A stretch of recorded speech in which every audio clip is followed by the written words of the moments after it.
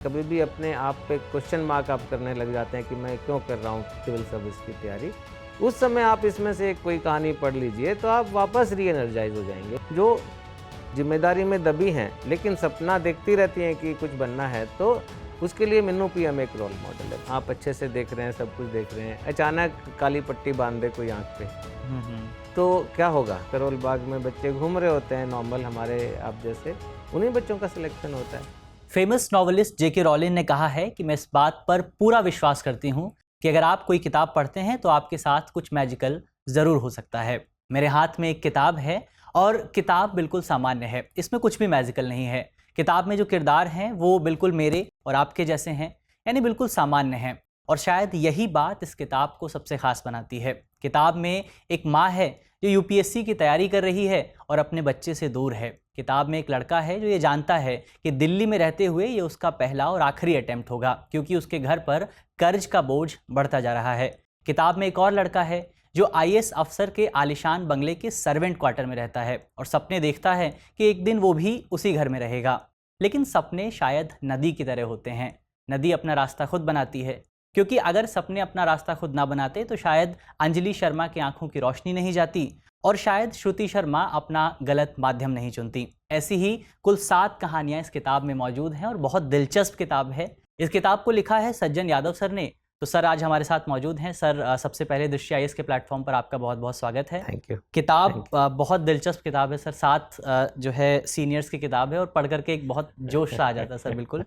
और सर की अगर आप बात करें तो सर वर्तमान समय में फाइनेंस मिनिस्ट्री में एडिशनल सेक्रेटरी के तौर पे काम करते हैं और 1995 बैच के जो है आईएएस अधिकारी हैं। इस किताब में आपने टोटल 7 कहानियां जो हैं वो लिखी हुई हैं, लेकिन मेरा जो इंटरेस्ट है वो 8वीं कहानी पर है सर। तो आपकी यात्रा क्या रही और क्या आपके जीवन में ऐसा कोई समय आया जहाँ पर आपको कोई ऐसे पता लगा हो कि आपको यूपीएससी करना है? हाँ, तो पहले तो बैकग्राउंड से शुरू करते हैं। तो मैं बहुत ही एक नॉर्मल बैकग्राउंड हरियाणा में एक गांव से बिलोंग करता हूँ। गांव में ही पैदा हुआ, गांव में ही शुरू की पढ़ाई हुई और बाद में मेरे पिताजी क्योंकि आर्मी में थे तो उनके साथ मैं केंद्रीय विद्यालय में भी पढ़ा। तो हरियाणा में बहुत कॉमन है ये कि अगर कोई आदमी थोड़ा अथॉरिटी दिखाता है या कुछ ज़्यादा ज्ञान देने की कोशिश करता है तो उसको पूछते हैं कि क्या तू डीसी लगा हुआ है। तो हरियाणा के लोगों के लिए या और भी पंजाब है या दूसरे, ये डीसी जो है एक बहुत बड़ी चीज़ होता है। डिस्ट्रिक्ट कलेक्टर भी हम बोलते हैं या डिस्ट्रिक्ट मजिस्ट्रेट बोलते हैं या डिप्टी कमिश्नर बोलते हैं। अलग अलग स्टेट में अलग अलग डेजिग्नेशन है, लेकिन मतलब सेम ही है। मतलब डीएम या डीसी या कलेक्टर सब एक ही है। तो यही मैं सुनता था बचपन से कि तू क्या डीसी लगा हुआ है। तो मैंने सोचा कि देखते हैं डीसी क्या होता है भाई, इतनी बड़ी तोप चीज़ होता है कि सब लोग कह रहे हैं डीसी लगा हुआ है। तो फिर मैंने थोड़ा जब बड़ा हुआ, क्लास 7th 8th 9th में आया, उस समय मैंने जानना शुरू किया कि डीसी क्या होता है, डीसी कैसे बनते हैं। तो पता चला कि डीसी आईएएस ऑफिसर होता है और सिविल सर्विस एग्ज़ाम होता है यूपीएससी का, उससे जो टॉप रैंकर होते हैं वो डीसी बनते हैं। तो आपने ग्राउंड लेवल पर भी काम किया है सर। आपने जो है ऑफिस में भी काम किया। फिलहाल हाँ, आप हाँ। फाइनेंस मिनिस्ट्री में हैं। हाँ, तो हाँ। दोनों के काम में कोई डिफरेंस आपको नज़र आता है और आपको कौन सा पसंद है? ये शुरू के जो 15 साल होते हैं वो आप फील्ड में रहते हैं लार्जली। थोड़ी बहुत सेक्रेटेरिएट पोस्टिंग हो सकती है, बट जनरली लोग फील्ड में रहते हैं पहले 15 साल और उसके बाद में आप स्टेट गवर्नमेंट में काम करते हो। तो डिफरेंस ये है कि फील्ड में आप सीधा लोगों से बात कर रहे हो, फील्ड में सीधा उनकी प्रॉब्लम सॉल्व कर रहे हो, डायरेक्ट 1 to 1 हो गया समझ लीजिए। फील्ड में आप रहते हैं तो आपको चेंज बहुत फास्ट देखने को मिलता है। आप कुछ करना चाहते हैं तो आपके रहते हुए 6 महीने में 1 साल में चीज़ें बदल सकती हैं। चाहे आपको एजुकेशन में एनरोलमेंट बढ़ाना है, चाहे हेल्थ सर्विस ठीक करनी है, चाहे कहीं पानी पहुंचाना है, कोई सड़क बनानी है, तो काम इतने वास्ट बड़े नहीं होते मैग्नीट्यूड में, लेकिन छोटे होते हैं पर रिजल्ट ओरिएंटेड होते हैं। आप सीधा लोगों की प्रॉब्लम सॉल्व कर सकते हो, सीधा चेंज ला सकते हो। जब आप फील्ड से ऊपर जाते हैं सेक्रेटेरिएट में, तब आप थोड़ा इनडायरेक्ट काम कर रहे हैं। आप पॉलिसी मेकिंग कर रहे हैं या पॉलिसी इम्प्लीमेंटेशन में मॉनिटरिंग कर रहे हैं। इम्प्लीमेंट तो फील्ड में ही होनी है, डीसी ने, एसडीएम ने, कमिश्नर ने ही करनी है, लेकिन आप मॉनिटरिंग कर रहे हो। तो आप एक स्टेप पब्लिक से थोड़ा दूर हो गए, एक स्टेप डायरेक्ट इम्प्लीमेंटेशन से दूर हो गए। तो जो सेटिस्फेक्शन मिलती है ग्राउंड में चेंज लाने की, ग्राउंड में लोगों का भला करने की, वो थोड़ी कम सेटिस्फेक्शन ऊपर जाके मिलती है और चेंज थोड़ा स्लो हो जाता है, क्योंकि पूरे स्टेट में चेंज लाना है। लेवल बड़ा हो जाता है। इसी तरह जब आप सेंटर में आते हैं, सेंट्रल गवर्नमेंट ऑफ इंडिया में डेपुटेशन, तो फिर आप और थोड़ा-सा पब्लिक से दूर हो जाते हैं, थोड़ा डायरेक्ट इंटरैक्शन नहीं रहता है, आपको स्टेट गवर्नमेंट्स के थ्रू ही काम करना है, स्टेट गवर्नमेंट अपना फील्ड फंक्शनरी के थ्रू काम करेंगी। तो यहाँ चेंज आप बहुत बड़ा ला सकते हैं सेंट्रल गवर्नमेंट में रहते हुए, लेकिन चेंज आने में थोड़ा समय लगता है ज़्यादा। सर कहानियों पे आते हैं, आपकी 7 जो कहानियाँ आपने शामिल की हैं, इन यही 7 कहानियाँ क्यों सर, और आप इन तक कैसे पहुँचे? 7 तो इसलिए कि 7 तो जेम्स बॉन्ड का नंबर है, 007। तो ये जो भी बच्चे माउंट यूपीएससी को या लक्ष्य यूपीएससी को भेद लेते हैं या सिविल सर्विसेज क्रैक कर लेते हैं, वो मैं मानता हूँ जेम्स बॉन्ड ही हैं। तो इसलिए मैंने सोचा कि इसमें इन जेम्स बॉन्ड की कहानियों में 7 ही कैरेक्टर होने चाहिए, तो 7 इसलिए मैंने सेलेक्ट किए। दूसरा, ये मैंने काफ़ी रिसर्च के बाद इन बच्चों को चुना, क्योंकि मैं चाहता था कि देश के अलग-अलग हिस्सों से एस्पिरेंट्स आते हैं, तो ये कहानियाँ भी देश के अलग-अलग हिस्सों से हों। तो आपने तो देश के हर हिस्से को कवर इसलिए किया मैंने है। लगभग कोशिश की कि कश्मीर का भी इसमें एक बच्चा है, कन्याकुमारी एक से, केरला की केरला से बेटी है, एक फिर यूपी के सिक्किम तो से भी हैं हैं। ही, बिहार के भी हैं, उधर सिक्किम ईस्ट से में आप भी। जाएँगे तो सिक्किम का बच्चा है, तो राजस्थान का उदयपुर का वेस्ट में है, तो इस तरह से एक मैंने कोशिश की ज्योग्राफिकल रिप्रेजेंटेशन। दूसरा मेरा क्राइटेरिया था कि ये लेटेस्ट बैचेस के बच्चे हों। हाँ, ये मैंने बुक लिखी थी 23 में, स्टार्ट की थी लिखनी, तो उस समय मैंने 21, 22, 23 बैच के जो बच्चे थे, उनकी स्टोरीज़ इसमें लिखी हैं, क्योंकि वो लेटेस्ट क्या एग्ज़ाम पैटर्न है, लेटेस्ट क्या स्ट्रेटजी हैं, और वो लेटेस्ट हीरो हैं, लेटेस्ट रोल मॉडल हैं हमारे एस्पिरेंट्स के। तो इसलिए मैंने उनको लेटेस्ट बैचेस को चुना। फिर महिलाओं को भी चुना, इसमें लड़कियां भी हैं, लड़के भी हैं। इसमें मैं ये भी दिखाना चाहता था कि ऐसा है कि अगर कई कुछ हमारी बच्चियां हैं जो शादी हो जाती है, बच्चे हो जाते हैं, जिम्मेदारी के बोझ में दब जाती हैं, उनके सपने दब जाते हैं, तो लेकिन वो भी हिम्मत कर सकती हैं। तो मिन्नू पीएम की कहानी इसीलिए मैंने ली कि वो ऐसी भी महिलाएं हैं, उसका हज़ारों लाखों हमारी, जो ज़िम्मेदारी में दबी हैं, लेकिन सपना देखती रहती हैं कि कुछ बनना है, तो उसके लिए मिन्नू पीएम एक रोल मॉडल है। तो अलग-अलग कैटेगरी के लिए, अलग-अलग क्लास के बच्चों के लिए, अलग-अलग ऑप्शनल सब्जेक्ट वालों के लिए, हर एक को एक-एक रोल मॉडल इसमें मिल जाए। हर एक को इसमें कुछ ना कुछ मिल ही जाएगा, हाँ जो भी जी, इस हाँ किताब जी। को पढ़ेगा। इसके अलावा सर, जब मैं किताब को पढ़ रहा था, तो किताब में मतलब किताब में आपको संक्षिप्त बायोग्राफी वाला भी टेस्ट आ जाता है, हाँ, और हाँ। किताब में आपको जो है एक नॉवल वाला भी टेस्ट आ जाता है। हाँ, हाँ। जैसे एक पेज नंबर 39 पर एक बहुत अच्छा लाइन आपने लिखा था, हाँ, हाँ। जिससे मुझे अपना ही समय याद आ गया। मैं उसको एक बार आप पढ़ के आपको सुना देता हूँ, जो आपने हाँ, लिखा है हाँ, कि हाँ। आपने कि अखिलेश अपने वाहन को तैयार करते थे, एक पुरानी साइकिल जिसकी ऊपरी ट्यूब के चारों ओर 2 तौलिए बंधे थे।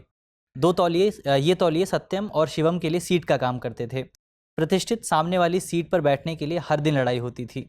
तो ये लिटरेचर वाला टेस्ट भी इसमें जो है थोड़ा बहुत मिल हाँ, जाता है, ये और कहानियाँ ही हैं बिल्कुल। मैं इससे सर इसलिए कनेक्ट कर पाया क्योंकि हम भी 2 भाई हैं, और हमारे पापा की भी एक साइकिल थी, ओके। और लड़ाई होती थी आगे पीछे बैठने के लिए। यस, तो इस तो बुक में जो कैरेक्टर्स हैं, जो बच्चे हीरो हैं, जो रियल हीरो हाँ, हैं, तो हर कोई एस्पिरेंट जो आज है, 10 लाख, 12 लाख, 15 लाख एस्पिरेंट हैं, जो देते हैं सीरियसली एग्ज़ाम या जो बाकी सोचते हैं।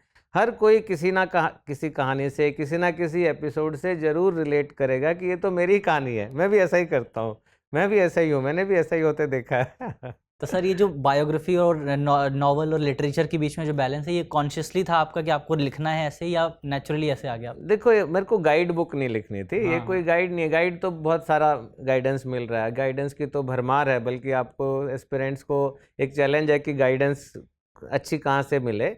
मेरा था कि रियल लाइफ स्टोरीज बच्चों के सामने जाएं, उनकी सबको वो होता है, उत्सुकता होती है कि अरे ये सिलेक्ट हुआ, इसकी कहानी क्या थी, इसका जीवन कैसा था, इसने कहाँ से पढ़ाई की, कैसे पढ़ाई की। तो मैं चाह रहा था कि एक इंटरेस्टिंग स्टोरी हर एक की बायोग्राफी टाइप बच्चों को बताई जाए, उस बायोग्राफी को पढ़ के वो गुण भी असिमुलेट कर लेंगे, जो जिसकी कहानी है उसमें बहुत सारे जो गुण हैं वो, लेकिन वो आराम से पता भी नहीं चलेगा, पढ़ते पढ़ते इंटरेस्टिंग वे में वो कर सकते हैं। और कभी भी अगर लो फेज़ आता है, कभी भी फेलियर का डर सताता है, कभी भी अपने आप पे क्वेश्चन मार्क आप करने लग जाते हैं कि मैं क्यों कर रहा हूँ सिविल सर्विस की तैयारी, उस समय आप इसमें से कोई कहानी पढ़ लीजिए तो आप वापस री एनर्जाइज हो जाएंगे, वापस मोटिवेट हो जाएंगे कि नहीं मेरे को तो करना ही है। अगर ये कर सकता है, सत्यम कर सकता है, भरत कर सकता है, या दूसरा बच्चा मिन्नू हमारा PM लवीश कर सकता है, या मिन्नू कर सकती है, अंजलि कर सकती है जो कि अंधी थी, तो कुछ कोई मैं भी कर सकता हूँ, मेरे में क्या कमी है, मैं भी, ये भी मेरे जैसे ही हैं, तो वो वापस मोटिवेशन मिल जाएगा। और यही इस किताब की सर सबसे अच्छी बात है कि इस किताब में केवल टेक्निकल पक्ष आपने नहीं बताया एग्जाम का, उसमें आपने ये भी बताया कि जो लोग एग्जाम पास करते हैं वो भी हमारे जैसे ही लोग हैं, वो कहीं आसमान से नहीं आ रहे हैं, उनको भी फेलियर देखना पड़ता है, वो भी जब घबराते हैं तो रो जाते हैं वो भी। हाँ, तो ये चीज़ आपने बहुत अच्छे से इस किताब में दिखाई है सर। हाँ जी। इसके अलावा सर जो मेरी फेवरेट कहानी है इस पूरी किताब में, वो कहानी है भरत कुमार की कहानी। सर अच्छा, नहीं, भरत की कहानी मेरी भी फेवरेट कहानी है, और उसके दो कारण हैं। एक तो ये कारण है कि वो बच्चा बहुत ही हम्बल बैकग्राउंड से उठा, एक सर्वेंट क्वार्टर में पैदा हुआ, और कॉलेज जाने तक, कॉलेज के बाद तक भी वो सर्वेंट क्वार्टर में ही रहा। और उस कहानी से मतलब कितना उसने स्ट्रगल करके अचीव किया, फ्रॉम रैग्स टू रिचेज वाला बात है कि फ्रॉम जीरो टू हीरो।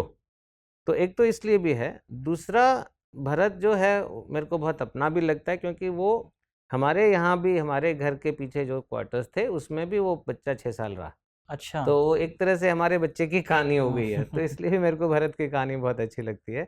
तो भरत का जैसे आपने पढ़ा, उसको, वो पैदा हुआ था सर्वेंट क्वार्टर में एक IAS ऑफिसर के, उसकी मदर डोमेस्टिक हेल्प का काम करती थी, फादर संस्कृति स्कूल में पियोन है, अभी भी पियोन है। अच्छा, तो और उनको उस समय ज़बरदस्ती सर्वेंट क्वार्टर से निकाल दिया गया था। तो उसकी माँ ने तब एक ये भगवान से प्रार्थना की थी, मैं कहूँगा, ऐसा वॉव लिया था कि एक दिन मेरे बच्चे ऑफिसर बनेंगे और मैं बंगलों में रहूँगी, और वो भरत ने करके दिखाया।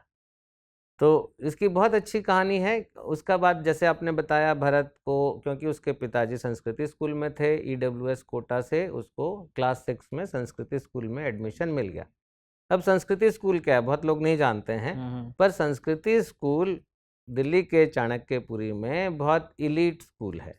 उसमें कौन पढ़ता है? उसमें IAS IPS ऑफिसर्स के बच्चे पढ़ते हैं, उसमें जो पॉलिटिशियंस हैं या जो मिनिस्टर्स हैं, इवन उनके बच्चे या ग्रैंड चिल्ड्रन पढ़ते हैं। अमिताभ बच्चन जी की ग्रैंड डॉटर वहाँ पढ़ती थी, और जो आर्मी ऑफिसर्स हैं या बड़े बिजनेसमैन हैं उनके बच्चे पढ़ते हैं।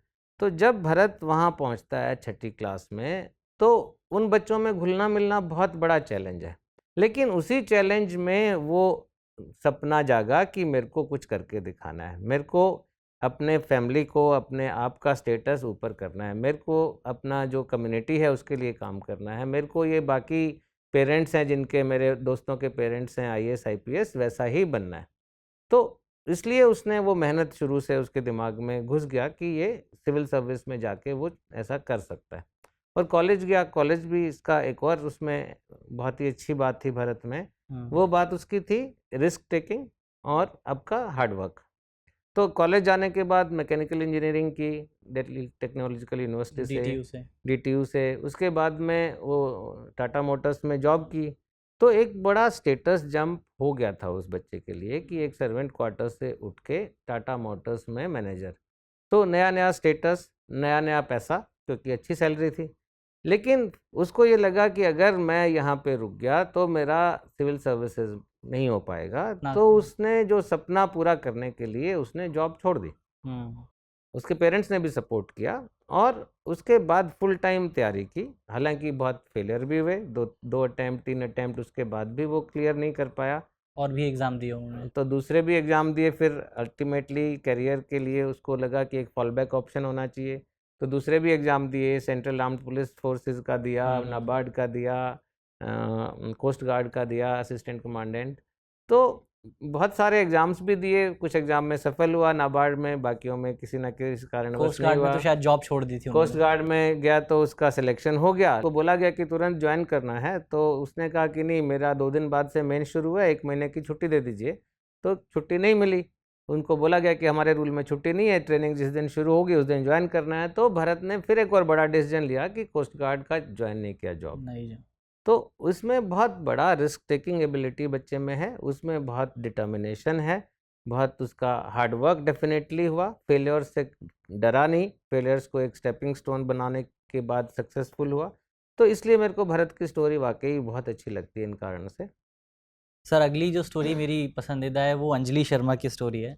हाँ हाँ देखिए आपके चेहरे पे मुस्कान आ गई। सिक्किम की एक लड़की है और हाँ 10 साल की, सिक्किम की एक फैक्ट्री वर्कर की बेटी है, 10 साल की उम्र में आंखें चली जाती हैं, हाँ। बहुत दिक्कतें आती हैं, लेकिन फिर भी वो यूपीएससी का एग्ज़ाम क्लियर कर लेती है। और बीच में जो सबसे दिलचस्प किस्सा मुझे लगा था वो जब बीपीएससी में मेंस का एग्ज़ाम लिखने जाती हैं हाँ और हाँ वहाँ पर जो उनको स्क्राइब मिलता है, जो लिखने वाला मिलता है, उसको यस। अंग्रेज़ी नहीं आती थी शायद। तो ये इस तरह क्वेश्चन की भी जो, नहीं पढ़ पा रहा क्वेश्चन था। नहीं पढ़ पा रहे थे वो। जी जी। और वहाँ के उस स्कूल के सबसे बेहतर स्टूडेंट थे, उसको भी बुलाया यस। गया, वो भी शायद नहीं पढ़ पा रहे थे। हाँ तो तो उनकी देखिए, कहानी वगैरह अंजलि शर्मा की स्टोरी अगेन बहुत बड़ा डिटर्मिनेशन होता है ये चीज़ें करना। आप सोचिए, अभी आप अच्छे से देख रहे हैं, सब कुछ देख रहे हैं, अचानक काली पट्टी बांध दे कोई आँख पे, हम्म। तो क्या होगा? मतलब और बोले कि ये ज़िंदगी भर काली पट्टी बंधी रहेगी, तो ऑब्वियसली आप टूट जाओगे ना अंदर से कि अरे मेरा क्या हो गया? सब कुछ जो मैं देख रहा था, नॉर्मल काम कर रहा था, नॉर्मल पढ़ाई कर रहा था, अब मैं क्या करूँगा? तो अंजलि शर्मा के साथ भी ऐसा हुआ, वो नॉर्मल आँखें थी उसकी, क्लास 10 तक, 10 साल नहीं, क्लास 10th क्लास 10 में तक। कुछ बीमारी हुई उसको, बच्ची को, और उसकी दोनों आँखें टोटली चली गई। मीन्स शी इज़ 100% ब्लाइंड, कुछ नहीं दिखता है बच्चे को। तो बहुत दुखी हुई, पढ़ने का शौक था, स्कूल में टॉपर थी अपने केंद्रीय विद्यालय में, तो बहुत दिन रोती रही, मेरी किताबें ला के दो, मेरे को पढ़ना है, किताबें ला के दो, पढ़ना है। पेरेंट्स भी बहुत दुखी होते थे। अल्टीमेटली उसने पहले अपना नॉर्मल डे टू डे काम करना सीखा बिना किसी की मदद से, और फिर अपने पापा का हाथ पकड़ के स्कूल वापस गई। पापा की भी बहुत बड़ी, मैं कहूँगा, उन्होंने काम किया, क्योंकि एक दृष्टिबाधित बच्ची को वो स्कूल छोड़ के आ गए। तो स्कूल में वो सुन के पढ़ती थी, क्योंकि दिखता तो नहीं था। जब बाकी बच्चे जाते थे खेलने के लिए स्पोर्ट्स पीरियड में, तो बेचारी बैठी रहती थी स्कूल अपने डेस्क पे, क्लास में। तो लेकिन उसने फिर डिटर्मिनेशन उसका था कि नहीं, मेरे को कुछ बनना है, मेरे को किसी पे डिपेंडेंट नहीं रहना है। तो क्लास 11th-12th में टॉप किया उसने। उसके बाद कॉलेज गई सिक्किम में। देखिए, जहाँ इतने उतार चढ़ाव, पहाड़ी एरिया है, उसमें उसने डिसाइड किया कि मैं तो रेगुलर कॉलेज में कॉलेज जाऊंगी। उसको बहुत डिसवेड किया गया। बाद में वो जब कॉलेज के ऑफिस पहुंचती है तो मना भी करते हैं हाँ, उनको। कॉलेज में जो एडमिशन कर रही थी टीचर, उन्होंने बहुत उसको समझाया कि बेटा मत लो एडमिशन, यहाँ पे तो डेली आना पड़ेगा, अटेंडेंस बहुत स्ट्रिक्ट अटेंडेंस। रूल है, यहाँ तुम कैसे रहोगी, सीढ़ियाँ बहुत हैं, कैसे जाओगी। पर वो हार नहीं मानी उसने, और पूरा 3 साल कॉलेज पढ़ाई की, अच्छा कॉलेज में भी अच्छा किया। और फिर उसको उसके पिताजी ने एक स्मार्टफोन ला के दे दिया किसी तरह, क्योंकि कॉलेज के भी बहुत सारे डॉक्यूमेंट्स व्हाट्सएप पे आने लग गए थे। तो स्मार्टफ़ोन से उसको यूट्यूब का पता चला। यूट्यूब से उसने फिर जाना कि यूपीएससी का सिविल सर्विसेज क्या है, बिहार पब्लिक सर्विस कमीशन क्या है, कैसे एग्ज़ाम होता है, क्या सिलेबस है। अब देखिए, सारा चीज़ सुन के हो रहा है, कुछ लिख नहीं रही है, कोई नोट्स नहीं बना रही है।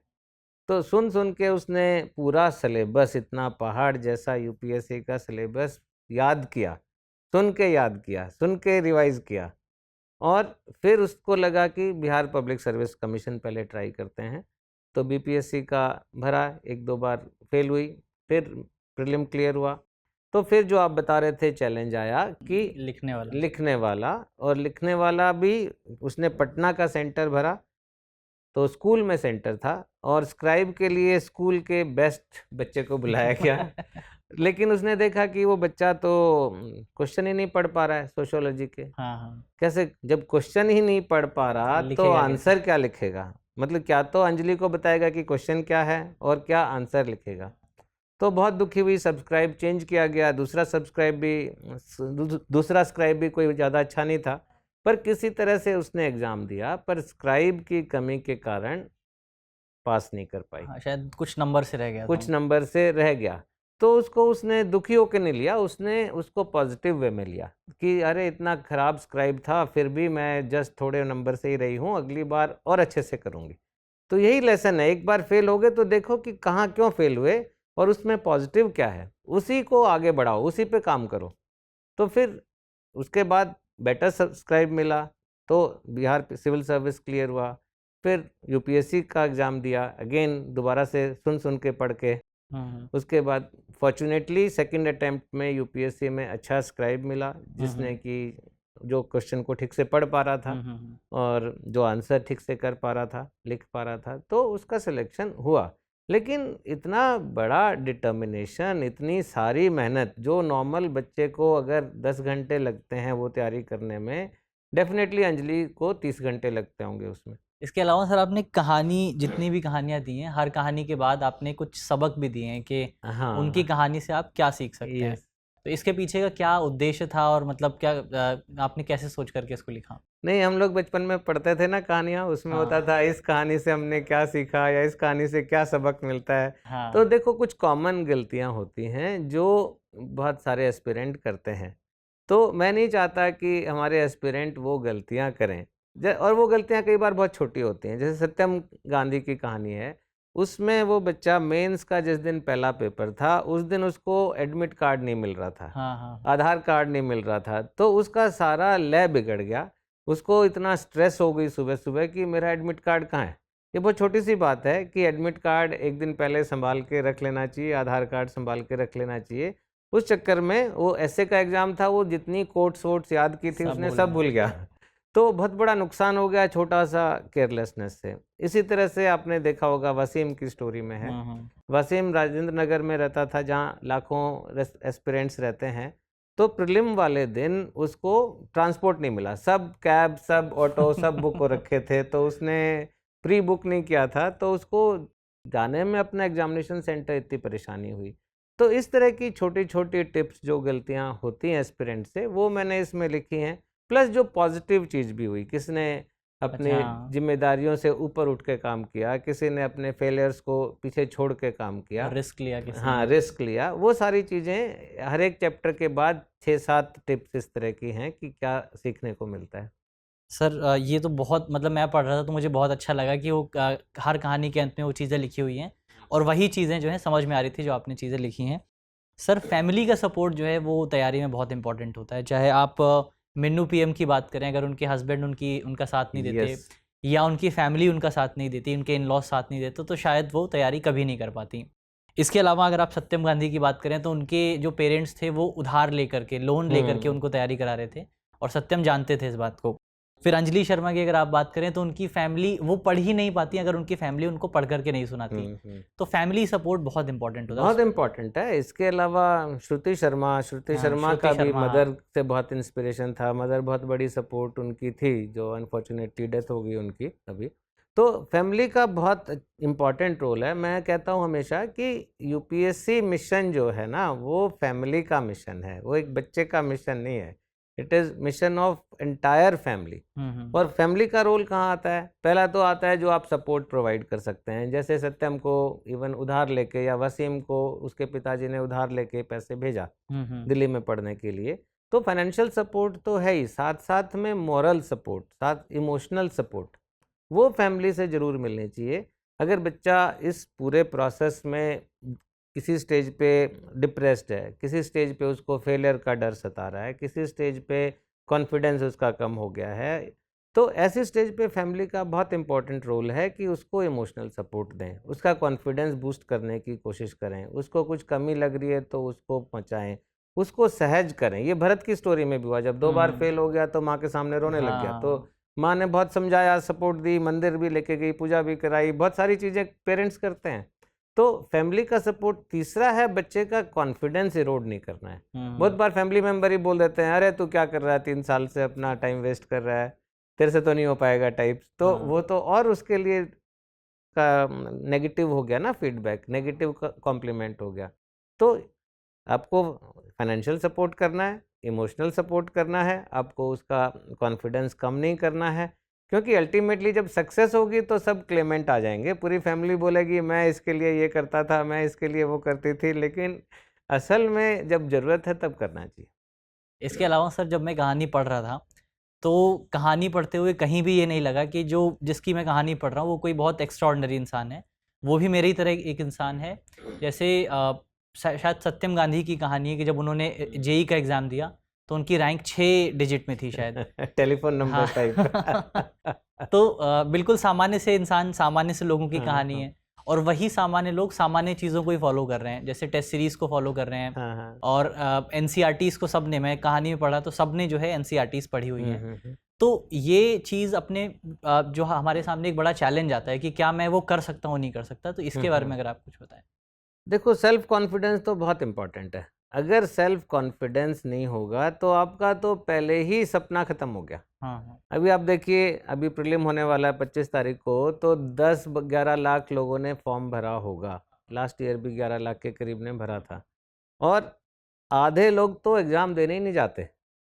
वो उनका कॉन्फिडेंस ही उनका पहले ही ख़त्म हो गया होता है। तो एग्ज़ाम ही नहीं देने गए तो आपका सिलेक्शन क्या होगा? सही बात। तो सेल्फ कॉन्फिडेंस तो बहुत इम्पॉर्टेंट है। और कई बार क्या होता है, एग्ज़ाम दे दिया, फिर सेल्फ कॉन्फिडेंस नहीं होता कि हमारा क्लियर होगा कि नहीं, तो वो टाइम, क्रूशियल टाइम वेस्ट कर देते हैं। ये मेरे साथ भी हुआ था कि मैंने पहला प्रीलिम दिया और मेरे में बिल्कुल कॉन्फिडेंस नहीं था कि मेरा प्रीलिम क्लियर होगा, और जो बीच का समय था, उस समय 2 महीने लगते थे प्रीलिम एग्ज़ाम में और रिज़ल्ट आने में, तो वो 2 महीने मैंने वेस्ट किए। तो एज ए रिज़ल्ट मेरा फाइनल सिलेक्शन भी नहीं हुआ बाद में। तो सेल्फ कॉन्फिडेंस बहुत इम्पॉर्टेंट है। दूसरा, ये आप प्रोफाइल पढ़ के देखें, ये 7 बच्चे तो हैं ही, और भी इंटरनेट में बहुत प्रोफाइल मिलती हैं। सब नॉर्मल बच्चे हैं, ऐसा कोई एक्स्ट्रा ऑर्डिनरी नहीं है। ऐसा नहीं है कि कोई टॉपर होगा तभी उसका सिलेक्शन होगा, कोई कॉलेज में गोल्ड मेडलिस्ट है या कोई बहुत सुपर इंटेलिजेंट बच्चा है, उसी का सिलेक्शन यूपीएससी करता है। नहीं, नॉर्मल बच्चों का सिलेक्शन करता है। बहुत बच्चे हैं जो कभी टॉपर नहीं थे, जो मतलब ठीक ठाक नंबर से ही पास होते थे। आप किसी को भी इसमें से देख लीजिए, भरत को देख लीजिए या सत्यम गांधी को देख लीजिए, या दूसरे भी बच्चे हैं, मिन्नू पीएम को देख लीजिए। तो ऐसे बहुत सुपर इंटेलिजेंट बच्चे हों ऐसा नहीं है, बहुत आपका एकेडमिकली टॉपर हों ऐसा नहीं है, बहुत ही ब्रिलियंट हों या बहुत एफ्लुएंट फैमिली से हों या बहुत अच्छे कॉलेज से पढ़े हों या बहुत टॉप स्कूल से पढ़े हों, ऐसा बिल्कुल ज़रूरी नहीं है। जो नॉर्मल बच्चे हम आप देखते हैं, जो यहाँ राजेंद्र नगर में या करोल बाग में बच्चे घूम रहे होते हैं नॉर्मल हमारे आप जैसे, उन्हीं बच्चों का सिलेक्शन होता है। तो सर, जैसे आपने इस कहानी में 7 किरदार शामिल किए हैं, उन 7 किरदारों में आप कॉमन क्या देखते हैं? क्या चीज़ें जो सबको जो है कॉमन बनाती हैं? कॉमन है डिटर्मिनेशन, कि मेरे को ये मैं करना ही करना है, मेरे को ये सपना पूरा ही करना है, इसके बिना मैं चुप नहीं बैठूंगा, इसके बिना I will not give up. ये सब में कॉमन है, चाहे कोई भी बैकग्राउंड हो, किसी भी स्टेट का बच्चा हो। सेकंड कॉमन है हार्ड वर्क, क्योंकि हार्ड वर्क नहीं किया तो फिर तो किसी का सिलेक्शन नहीं होगा। तो हार्ड वर्क का तो कोई सब्स्टिट्यूट ही नहीं है। हार्ड वर्क में बहुत क्लियर है कि आपको अपने कंफर्ट जोन के मच बियॉन्ड जाना पड़ेगा। आपको अगर आपका कंफर्ट है 10 घंटे पढ़ने में, उससे नहीं होगा, थोड़ा और खींचना पड़ेगा और स्ट्रेच करना पड़ेगा। तो हार्ड वर्क बहुत इंपॉर्टेंट है, डिटर्मिनेशन बहुत इंपॉर्टेंट है, सेल्फ कॉन्फिडेंस बहुत इंपॉर्टेंट, क्योंकि वो डाउन होगा। बहुत जगह इन एस्पिरेंट्स का भी है कि एक मोमेंटरी स्टेज आती है जब आपका कॉन्फिडेंस ख़त्म होता है, जब आपको लगता है कि आप नहीं कर पाएंगे, लेकिन उससे जितनी जल्दी उबर जाएंगे, रेजिलियंस जितना जल्दी होगा, वही बच्चे सक्सेसफुल होंगे। जो फेलियर से डर के मारे बैठ गए तो ख़त्म हो गया, हार्ड वर्क नहीं किया तो ख़त्म हो गया, डिटर्मिनेशन नहीं है तो ख़त्म हो गया। तो ये सारी चीज़ें इन रनिंग अक्रॉस स्ट्रीम्स हैं, ये चाहे कोई भी बच्चा हो, सबको सक्सेसफुल बच्चों की ये 3-4 क्वालिटी तो होती ही हैं। तो अगर किसी को इस कहानी का 8वां किरदार बनना है, हाँ, तो उसको डिटर्मिनेंट होना बहुत ज़रूरी है। इस कहानी का 8वां नहीं, मेरी अगली बुक का किरदार बनना है तो आपको डिटर्मिनेशन के साथ लगना है। बहुत जल्दी मैं अगली बुक के लिए बच्चे छांटूंगा अगले 2-3 साल में, तो आज जो तैयारियां कर रहे हैं उनमें से ही वो बच्चे होंगे। तो सर, कि इस किताब को अगर किसी को खरीदना है तो कहाँ से ले सकता है कोई? बुक अमेजन पे है और बहुत ही लो प्राइस पे है, करीब मैं देख रहा था कि 270-280 रुपीज़ में बुक मिल रही है अमेजन पे। तो ये हिंदी में भी है, इंग्लिश में टाइटल है स्केलिंग माउंट यूपीएससी, हिंदी में टाइटल है लक्ष्य यूपीएससी। वैसे बाकी रीजनल लैंग्वेज में भी है, मराठी में भी है और अभी दूसरी लैंग्वेज में भी आ रही है। जैसा कि सर ने बताया कि जब भी आप तैयारी करें और तैयारी के दौरान अगर आपको लगे कि जो है आप डाउन जा रहे हैं, अगर आप जो है तैयारी में उतना समय नहीं दे पा रहे हैं, आपको लग रहा है कि आप कमज़ोर पढ़ रहे हैं, तो आप इस किताब से कम एक कहानी तो जो है पढ़ सकते हैं। और यकीन मानिए कि एक कहानी अगर आप पढ़ते हैं तो उस कहानी को पढ़ने के बाद आपको दोबारा से रीस्टार्ट करने में जो है और बेहतर मदद मिल पाएगी। तो इसी नोट के साथ करते हैं अपनी वीडियो को समाप्त। तो सर, आज आप हमारे साथ आए, आपका बहुत बहुत शुक्रिया सर। थैंक यू अक्षय, बहुत अच्छा लगा। Thank you. डियर व्यूअर्स, अपने एग्जाम की तैयारी को और बेहतर करने के लिए हमारे चैनल को लाइक, शेयर और सब्सक्राइब करना न भूलें।